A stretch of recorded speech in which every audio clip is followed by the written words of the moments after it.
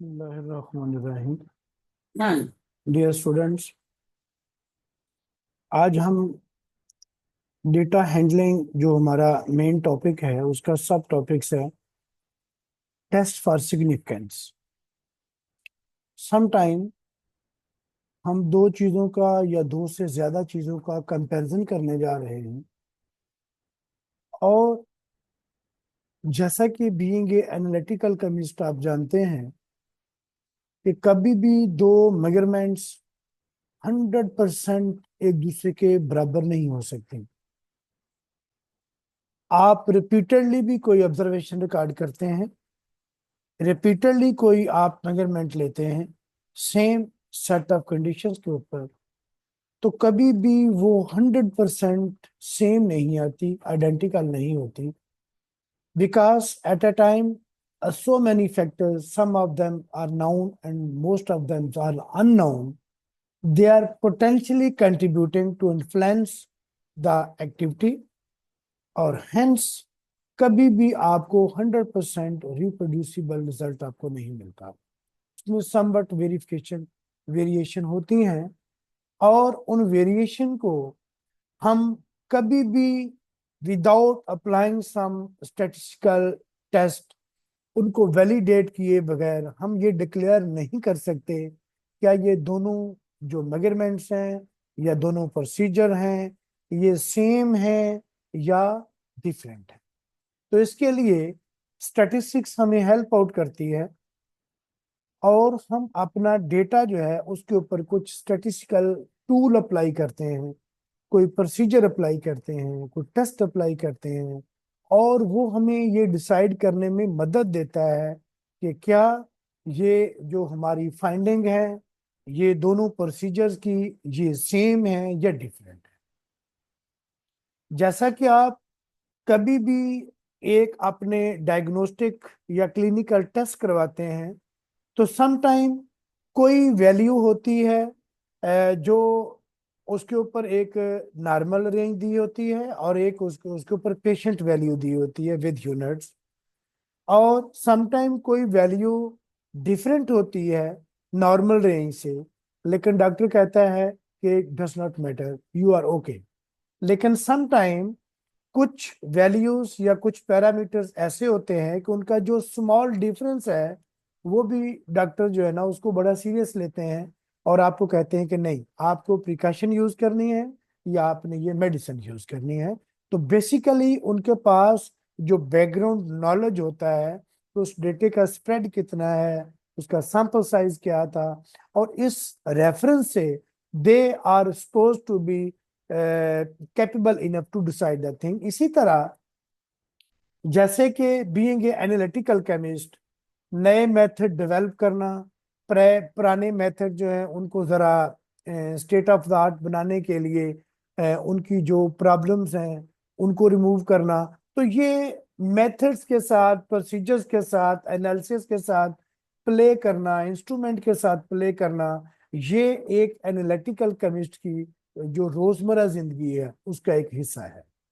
So, in developing a new analytical method, it is often desirable to compare the result of that method with those of an accepted और standard method।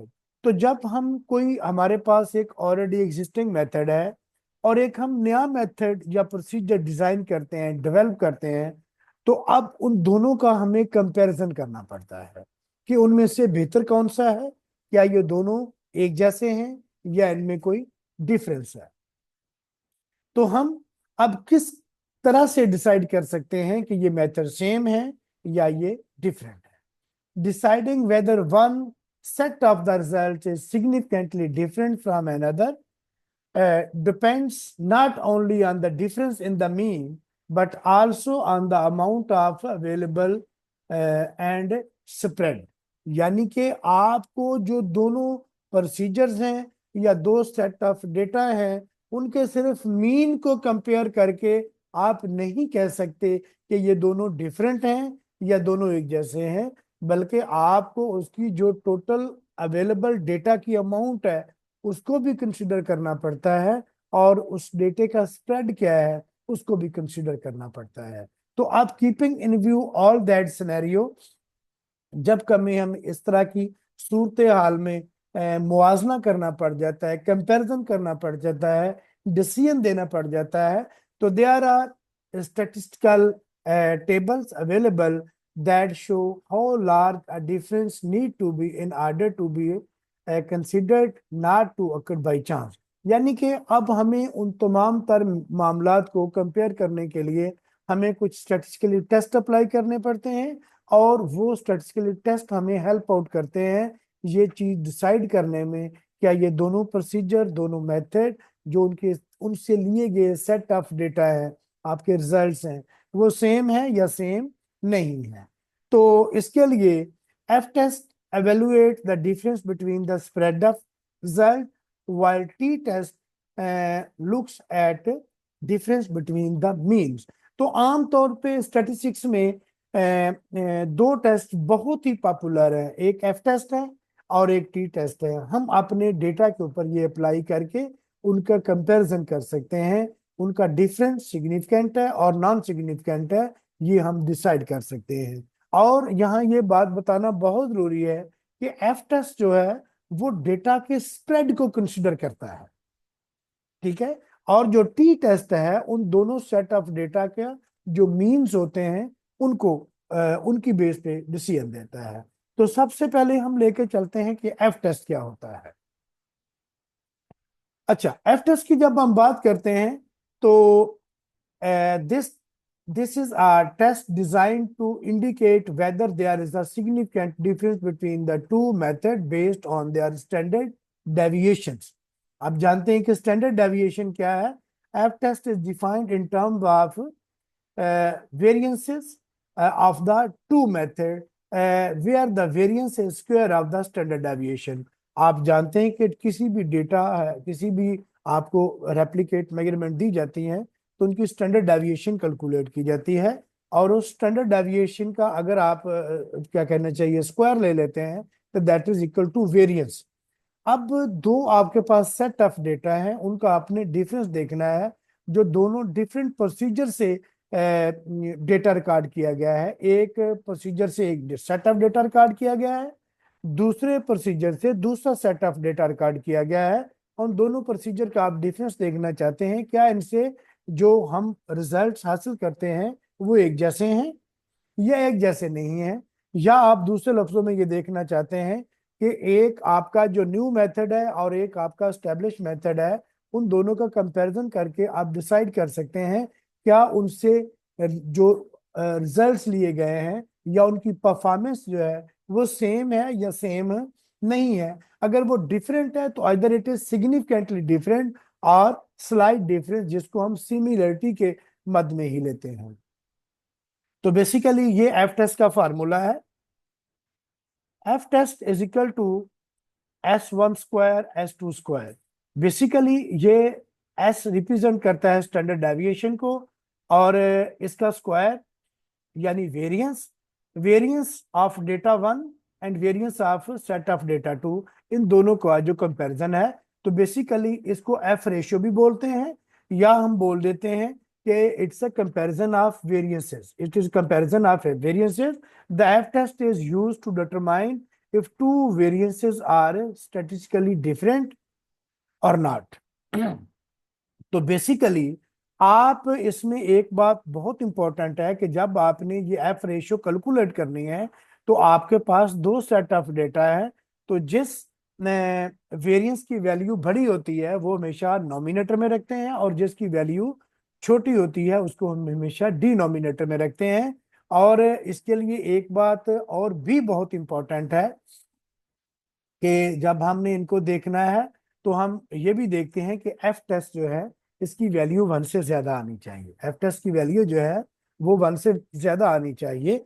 तो अब further जो है हम इसको देखते हैं कि ये एक टेबल है, चूंकि इसके पास आपको पता है कि दो सेट ऑफ डेटा होते हैं, ठीक है, एक एक प्रोसीजर से रिकॉर्ड किया हुआ सेट ऑफ डेटा और एक दूसरे प्रोसीजर से रिकॉर्ड किया हुआ सेट ऑफ डेटा। तो इसलिए हमारे पास जब हम फार्मूला लगा के अब इस एफ, ये एफ कैलकुलेटेड है जो आप अपने डेटा से कैलकुलेट करते हैं, और अगेंस्ट इट हम इसी टेस्ट की वैल्यू जो है, एफ टेस्ट की वैल्यू जो है, हम देखते हैं टेबल में से। ये टेबल दिया हुआ है, ये अपना क्या कहना चाहिए, ये एफ टेस्ट को मुख्तलिफ, ये एक कॉन्फिडेंस लेवल दिया गया है 95%, जबकि डिफरेंट कॉन्फिडेंस लेवल के ऊपर इसके डिफरेंट टेबल्स होंगे।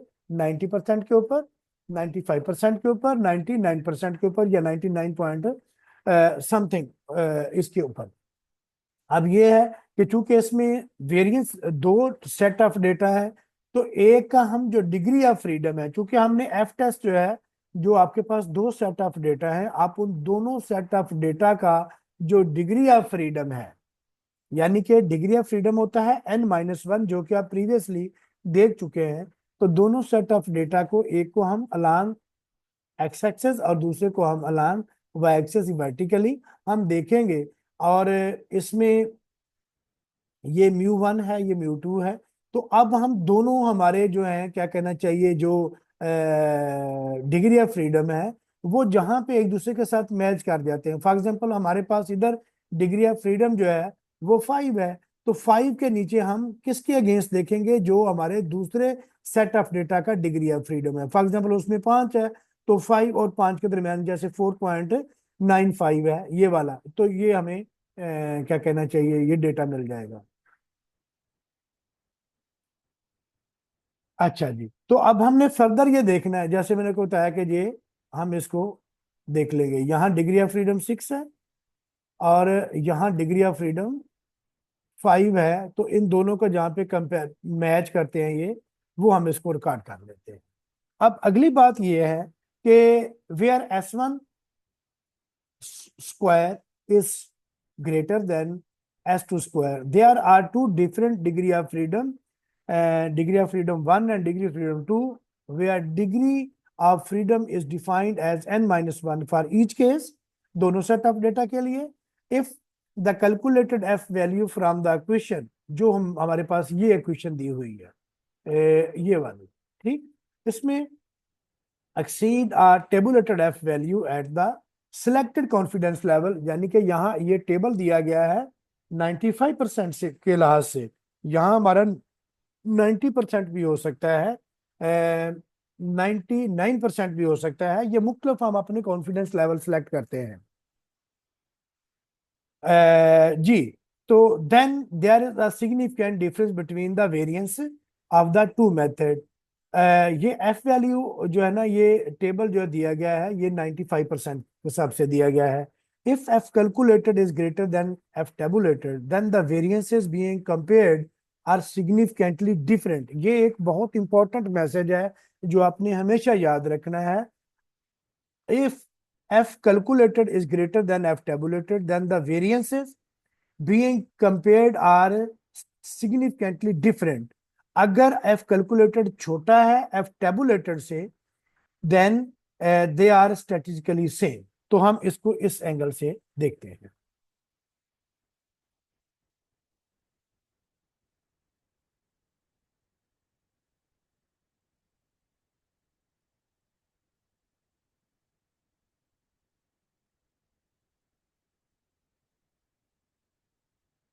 अच्छा, ये हमारे पास एक टेबल है। हम्म,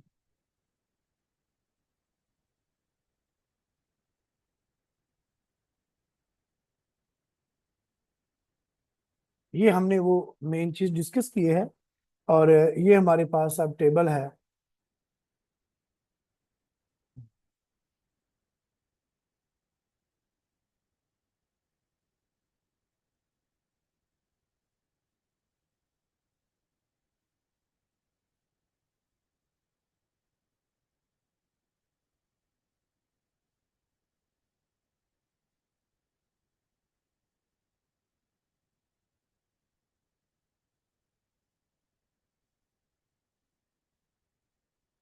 जी, नेक्स्ट हम ये देखते हैं कि ये हमने चीजें डिस्कस करने के बाद हम चले गए हैं, ये एक एग्जाम्पल से हम अपने इस कॉन्सेप्ट को क्लियर करते हैं।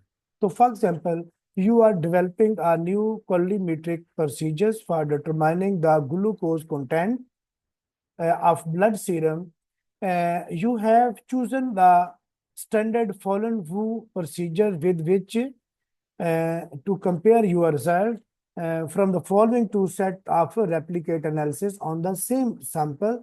Determine whether the variance of your method differ significantly from that of the standard method.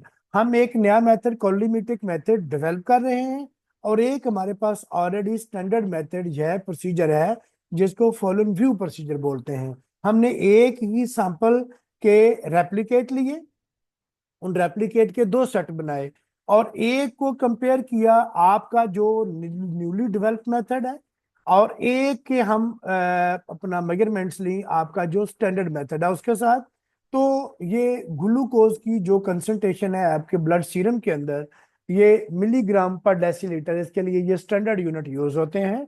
और जो आपका न्यूली डेवलप्ड मेथड है उसकी वैल्यूज ये आ रही हैं 127, 25, 123, 130, 131, 126, 129 और उसके बाद इनका हम मीन ले लेते हैं, ये एक्स बार ये 127 आता है।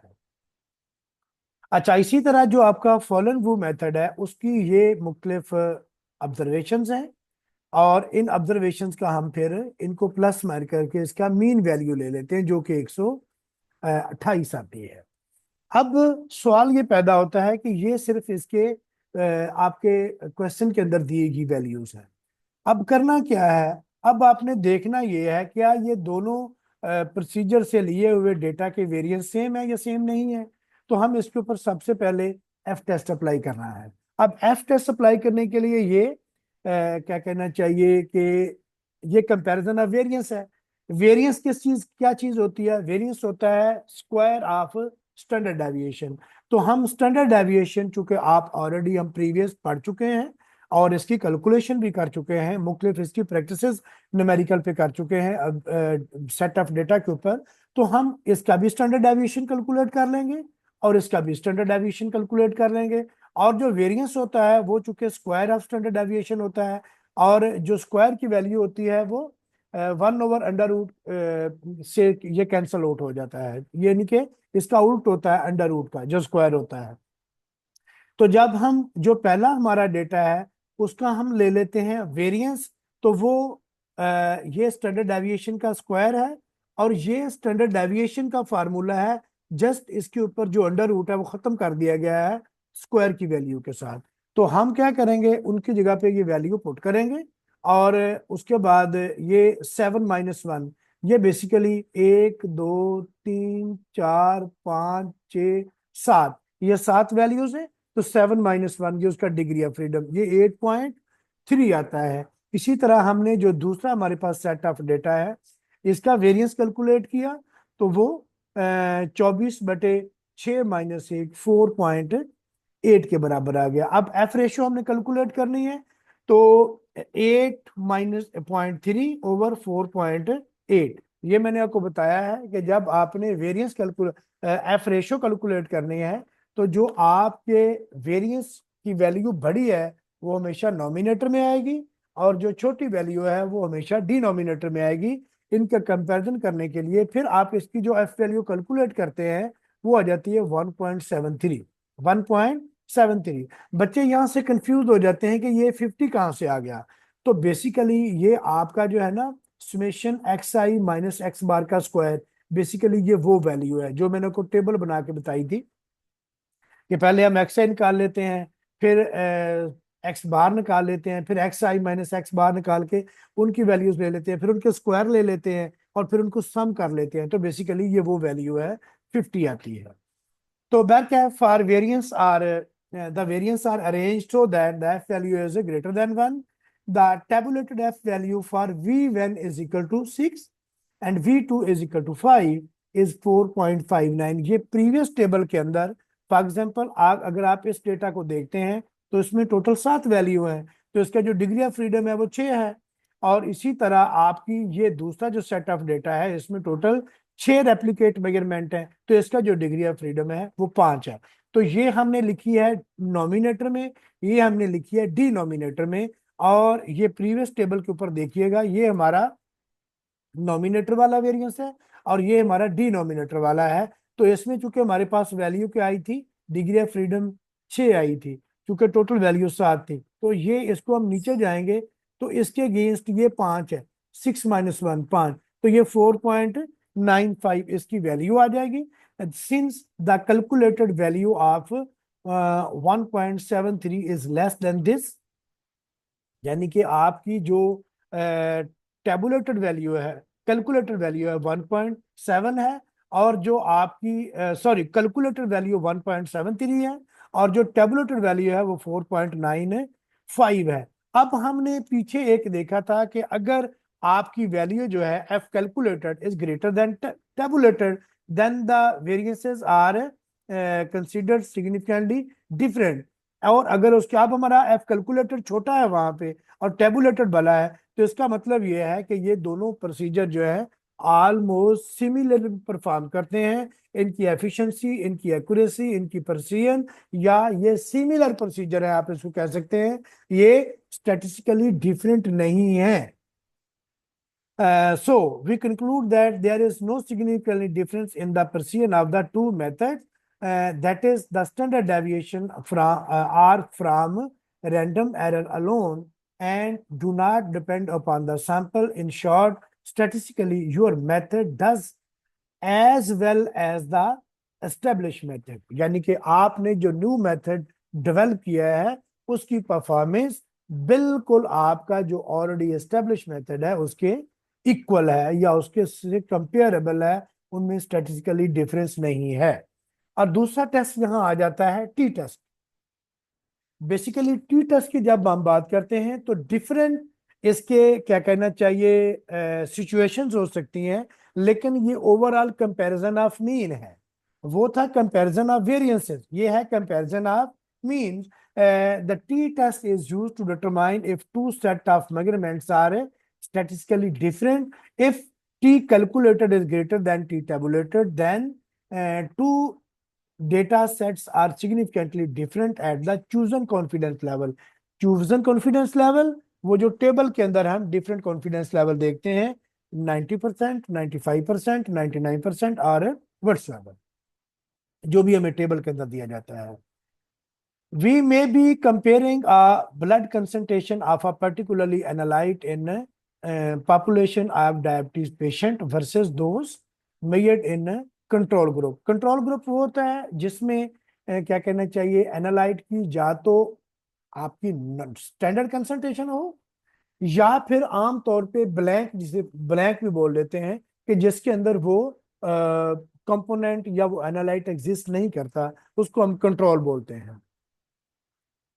तो बेसिकली हमने एक पेशेंट का ग्रुप ले लिया, डायबिटीज का पेशेंट, और उनका जो ब्लड सैंपल है उसमें से कोई एक एनालाइट हम उसका एनालिसिस करते हैं और कंपेयर करते हैं with those of the control group, यानी कि जो हेल्दी ग्रुप है उसके साथ कंपेयर करते हैं। Statistically T test is calculated, t value is calculated and compared with the tabulated value from the given number of set at the desired confidence level. If the calculated t value exceeds the tabulated t value, then there is a significantly difference between the results by the two method at that confidence level. लेकिन अगर ऐसा नहीं है तो इसका reciprocal, यानी कि फिर वो सिग्निफिकेंटली डिफरेंस नहीं एग्जिस्ट करता अगर इसकी वैल्यू टी टेबुलेटेड और टी कैलकुलेटेड को हम कंपेयर करते हैं तो। If it does not exceed the tabulated value, then we can predict that there is no significant difference between the method at the confidence level we have chosen. There is no way implies that the two results are identical. ये बात खास तौर पे काबिल गौर है कि थोड़ा बहुत डिफरेंस, सिग्निफिकेंट डिफरेंस नहीं होता, और क्योंकि कभी भी आपके जो दो रिजल्ट्स हैं वो आइडेंटिकल नहीं हो सकते, सिमिलर मिलते जुलते हो सकते हैं, एक जैसे हो सकते हैं, लेकिन आइडेंटिकल नहीं होते। और there are several ways and several different types of situation in which t test can be used। और वो केस कौन कौन से हैं? ये पहली सिचुएशन है T test when a reference value is known. चूंकि हम ऑलरेडी ये चीजें डिस्कस कर चुके हैं कि हमारा जो टी टेस्ट है वो है इंडिकेट करता है कि हमें कंपैरिजन देता है मीन्स का, यानी कि आपके पास फॉर एग्जांपल एक सप्लायर आ रहा है, आप उससे सल्फ्यूरिक एसिड लेते हैं, वो आपको क्लेम करता है कि मेरा सल्फ्यूरिक एसिड 90% प्योर है, 90% प्योर है। अब आप उसके ऊपर लेबोरेटरी के अंदर सैंपल लेके उसके रेप्लिकेट सैंपल रन करके उसका टेस्ट करते हो। टेस्ट करने के बाद आप उसका डेटा लेके उसका आप मीन निकालते हो कि उसकी मीन प्योरिटी क्या है, एक आपके पास उसने क्लेम की है। अब इन दो मीन का कंपैरिजन होगा, जिसमें एक आप कैलकुलेट करते हैं, जिसके ऊपर आप एक बकायदा प्रोसीजर अप्लाई करते हैं, और दूसरा मीन आपके पास एज ए रेफरेंस आपको मिलता है। दूसरा मीन आपको एज अ रेफरेंस मिलता है। You have taken a certified single sample for which the analytical result is exactly known or is known with the degree of certainty much higher than you expect from your test method। यानी कि आप test method का आपका जो maximum आपका confidence है कि ये इतना अच्छा रिजल्ट आपको दे सकता है, उससे, यानी कि ये दो मीन का कंपैरिजन है। एक आपको रेफरेंस मीन दी गई है और एक आप मीन जिसको आप कैलकुलेट करते हैं, और आपको एक रेफरेंस वैल्यू इसमें प्रोवाइड कर दी गई है। You analyse the same sample by best method a number of time with an objective to determine if there is no difference between the certified value and the mean value obtained from your method at a specified degree of certainty। ये T test जो है, ये basically आपका जो previously confidence level वाला है formula, उसी फार्मूले को मॉडिफाई करके ये टेस्ट बनाया गया है। T calculated is equal to X bar minus mu bracket 1 under root N over S. ये बेसिकली आपका जो मीन एरर है, sorry standard deviation of mean है, उसका ये रेसिप्रोकल है, क्योंकि वो S over under root N होता है। अब हमने देखना ये है एक एग्जांपल से, ये एक पहला सिचुएशन है जिसके ऊपर हम अप्लाई करने जा रहे हैं। You are developing a procedure for determining traces of copper in biological material using a wet digestion followed by measurement by atomic absorption spectrophotometry.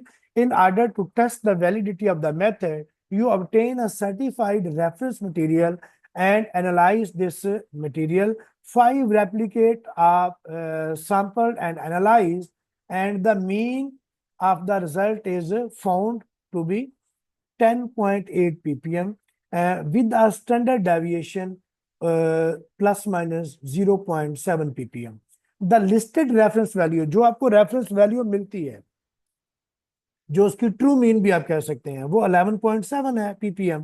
Does your method give statistically correct value relative to the certified value at 95% confidence level. अब आपने इसके ऊपर क्या करना है, अब आपके पास जो चीजें अवेलेबल हैं वो क्या है। एक तो आपके पास इसकी जो रेफरेंस मीन है वो अवेलेबल है, एक आपके पास कैलकुलेटेड मीन अवेलेबल है, और उस मीन की स्टैंडर्ड डेविएशन अवेलेबल है। क्लियर।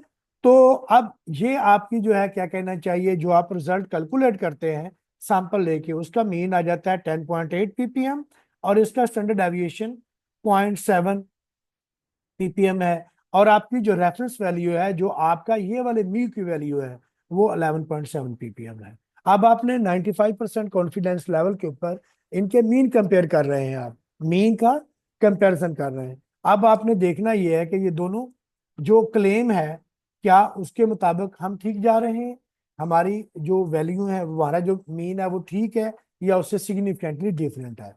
तो अब हमने T calculated is equal to X bar minus mu under root N over S. अब हमने देखना ये है कि हमने इसमें वैल्यू पुट करनी है, ये वाली जो 10.8 ppm जो हमारी कैलकुलेटेड मीन है, वो माइनस जो हमारी रेफरेंस मीन है वो लगा दी, ब्रैकेट बंद। हमारे पास टोटल जो सैंपल है वो बताया जा रहा है कि हमारे पास 5 रेप्लिकेट है, ठीक है।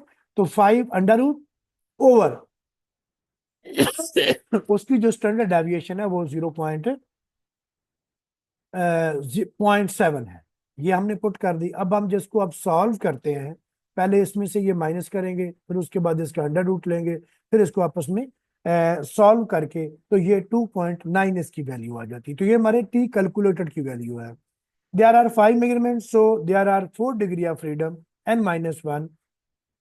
जब हम इसका जो टेबल दिया गया है, जो टी का टेबल अलहदा दिया गया है, ठीक है, तो उसको हम देखते हैं। बेसिकली जो टी का टेबल है कॉन्फिडेंस लिमिट वाला, वो सेम टेबल है, तो वो 3.1 table. We see the tabulated value T at 95% confidence level is 2.77। हमारी जो कैलकुलेटेड वैल्यू है वो 2.9 है, और जो हमारी रेफरेंस क्या कहना चाहिए टेबल की वैल्यू है, क्रिटिकल वैल्यू है टी की, वो है 2.77। Because T calculated is greater than T tabulated, one is 95% sure that your procedure is producing a value that is significantly different from the true।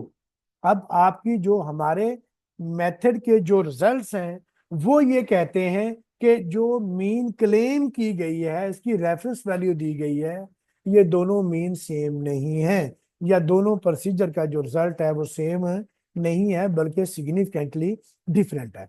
अच्छा, उसके बाद ये मीन का कंपैरिजन आ गया।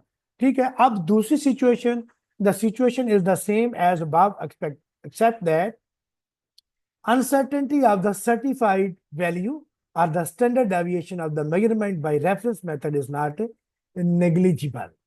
You compare repeated measurement of the same single sample made by the reference method with repeated measurement made by the test method। This is often referred as t-test by comparison of the mean। अब इसमें क्या आ जाएगी कि हमारे पास जो दोनों values हैं, set of data, हमारे पास दो रिकॉर्ड होंगे, और उन दोनों का जो मीन आएगा हम उसको कंपेयर करेंगे। एक को हम स्टैंडर्ड मान लेंगे, एक को हम अपना जो थ्योरेटिकल या जिसको हम वर्क कर रहे हैं या इन्वेस्टिगेट कर रहे हैं उसको मान लेंगे। अब इन दोनों मीन को हम कंपेयर करेंगे। अच्छा, उसके बाद है ये तीसरी ऑप्शन आ जाती है, one the intent is to compare our newly developed method with another and a certified reference standard is not available. यहाँ स्टैंडर्ड अवेलेबल ही नहीं है। You take a number of different sample spanning the concentration range of interest. All samples are divided in two parts. One set is analyzed by the benchmark method and the other by the test method. And the pairs of analytical results thus generated are subjected to pair t-test। यहाँ पे pair t-test apply करते हैं। तो ये basically जो पहली situation जो कि ये है मैंने आपको बता दी है, जहाँ पे रेफरेंस मीन दी गई है और आप अपना कैलकुलेटेड मीन जो है उसके साथ कंपेयर करके बताते हो क्या उसका जो क्लेम है वो हमारे कैलकुलेटेड मीन के बराबर है या उसके बराबर नहीं है, सिग्निफिकेंटली डिफरेंट है या सिग्निफिकेंटली डिफरेंट नहीं है। तो बहर क्या है, ये भी कंपैरिजन मीन है, ये भी कंपैरिजन मीन है, ये भी कंपैरिजन मीन है, लेकिन डेटा की नोयत बदल जाती है, डेटा की नेचर बदल जाती है। और तीसरा टेस्ट इसमें यह है, you want to compare the two sample populations that are unrelated. अब ये सिचुएशन ऐसी आ जाती है कि जो दो आप पॉपुलेशन को कंपेयर करना चाह रहे हैं उन दोनों का कंपैरिजन बनता ही नहीं है, वो एक जैसे हैं ही नहीं, वो डिफरेंट ट्रेड से बिलोंग करते हैं, वो डिफरेंट, जैसे एनिमल का प्लांट के साथ कंपैरिजन करना, तो ये बनता ही नहीं है। तो बेसिकली इस तरह के जो मेथड आ जाते हैं, यहाँ पे आगे मुख्तलिफ की सिचुएशंस आती हैं जहाँ पे हम पहले स्टैंडर्ड डेविएशन वाला टेस्ट अप्लाई करते हैं, एफ टेस्ट, अगर वो बराबर आ जाए तो फिर हम टी टेस्ट की तरफ जाते हैं, और एक वो अलहदा सिचुएशन है जो उसके ऊपर अप्लाई होती है। तो बहरकैफ टी टेस्ट के लिए आगे चार मुख्तलिफ सिचुएशंस हैं, और है बेसिकली इनमें कंपैरिजन ऑफ मीन है, लेकिन एक मीन हम कैलकुलेट करते हैं, दूसरा मीन जो है हमें एज अ रेफरेंस मिलता है। समटाइम हमें वो एज ए रेफरेंस नहीं मिलता, लेकिन हम कॉन्फिडेंट होते हैं कि ये रिजल्ट ये हो सकता है, तो हम एस्टेब्लिश मेथड से उसको रिकॉर्ड कर लेते हैं, सेट ऑफ डेटा बना लेते हैं, और फिर दोनों के मीन कंपेयर करते हैं। और एक इसकी जो लास्ट सिचुएशन है कि जिसमें वो जो पॉपुलेशन जिनको हम डील करते हैं वो कंपेरेबल है ही नहीं, वो दोनों डिफरेंट नोयत की हैं।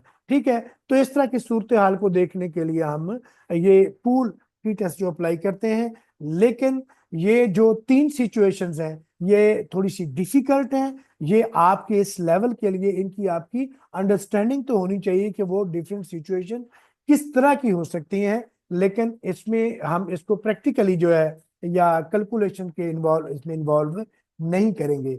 ठीक है, तो थैंक यू वेरी मच। मैं उम्मीद करता हूं कि आप लोग इसको बेहतरीन तरीके से जो है वो तैयार करेंगे। और जो आपको मैंने एफ टेस्ट और टी टेस्ट जिसके अंदर एक रेफरेंस मीन वैल्यू दी गई है, आप अपनी बुक में दी हुई जो पीछे एक्सरसाइज है वो सारे जो न्यूमेरिकल्स हैं जो आपके पास एग्जांपल दी हुई हैं उनके ऊपर आप प्रैक्टिस करोगे, या अपनी तरफ से कुछ क्वेश्चन डिजाइन करके आप उनके ऊपर ये एफ टेस्ट और टी टेस्ट अप्लाई करोगे और अपनी प्रैक्टिस करोगे।